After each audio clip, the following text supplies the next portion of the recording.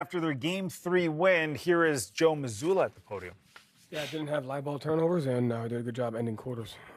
The last 2 minutes of each quarter were much better than they had been the first two games. So those two things play a huge key against this team, and I thought we did that well. How much better did Chris have Better, yeah. He gave us some good stuff. Both ends of the floor, rim protection, his screening offensively, we were able to get some good stuff out of that. So appreciate him, keep battling through.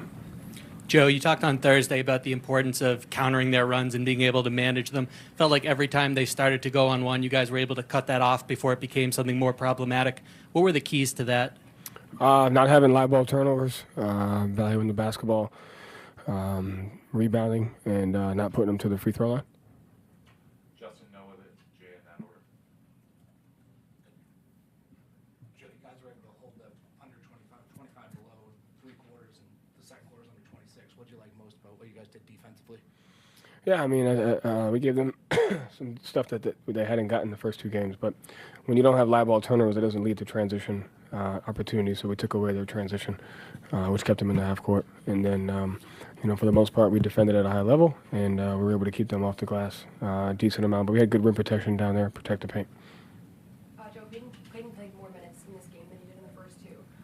Was there something that you, when you were kind of reviewing those first two games, that made you want to kind of lean on him more tonight, and what did you see?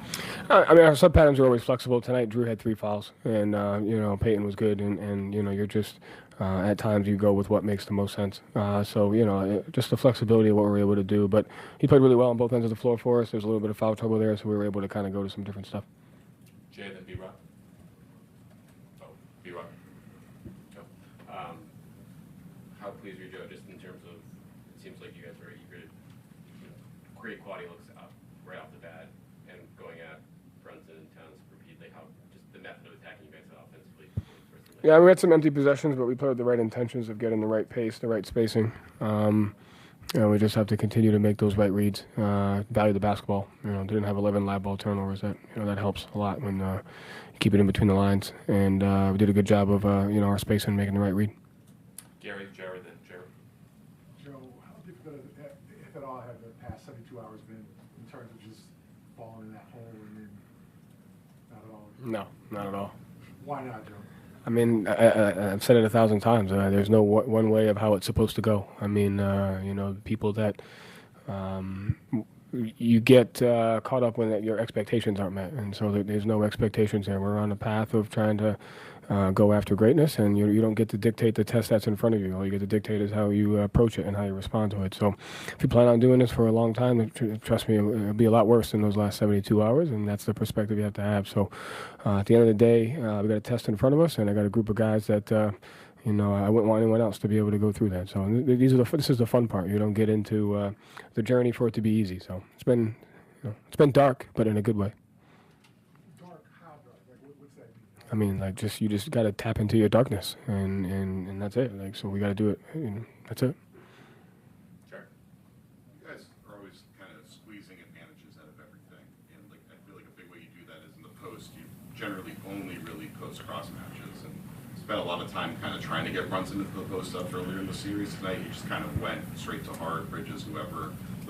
Did you guys feel like you needed to kind of maybe just focus on getting something that was there that you figured would be something you could go with, as opposed to really maximizing this match? I thought that came organically tonight just because of our pace, and I thought Jalen, he was able to get out there and early in transition and get some of those matchups that he liked, and so I thought his pace offensively got us some of those post-ups, and then we looked to generate those out of some of the half-court stuff. But to me, it just starts with the pace at which you play with to get that type of spacing, to get those cross matches, to try to get what you're looking for. And I thought Jalen got off to a good start on that. But does that show decisiveness? Do you guys need to just kind of be decisive and forceful as opposed to letting things come to you?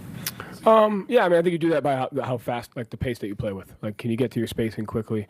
Usually when you're right, when you can dictate a sense of tempo by getting out to your spacing as quick as possible, then it's easier to see the reads that are there. And we were good. We were deliberate in that tonight.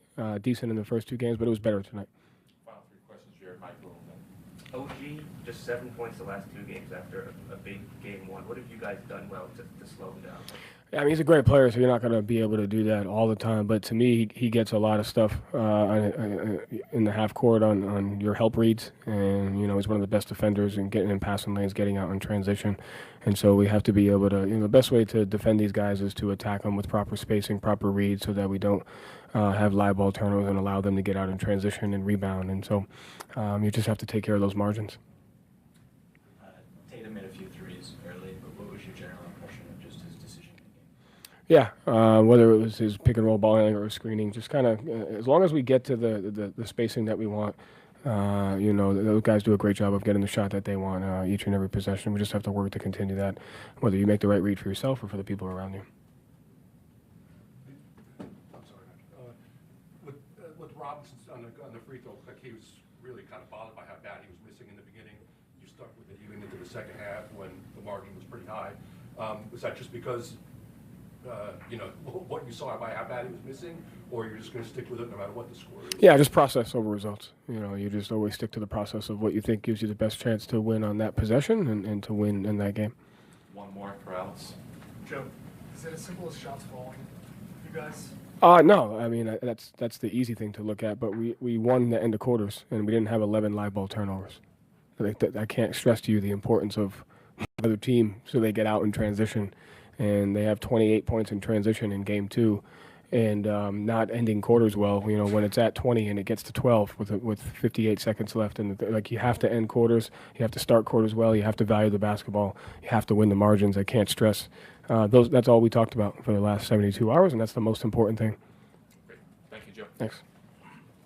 Foot on the pedal, and this time when they got up big, they didn't take their foot off the gas. Celtics shot 48% from the field, 50 from 3, and 88% from the line. That's a pretty good trio right there. 115-93 the final. Let's hear from Tom Thibodeau, who's at the podium.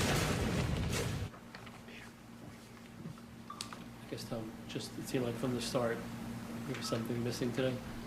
Well, they got the lead early. I thought we missed some shots early that impacted us, and they got confidence early in the game.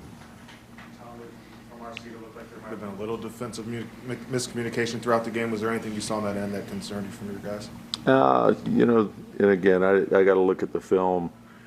We got in a hole early, and I thought that took some energy away from us. So, got to make our corrections, get ready for the next one. Coach, Boston, Crystal Rich. Coach, Boston really found their touch from downtown today. What was your overall takeaway from the perimeter defense? Yeah, obviously we got to be better. They got some clean looks early, and they see it go in.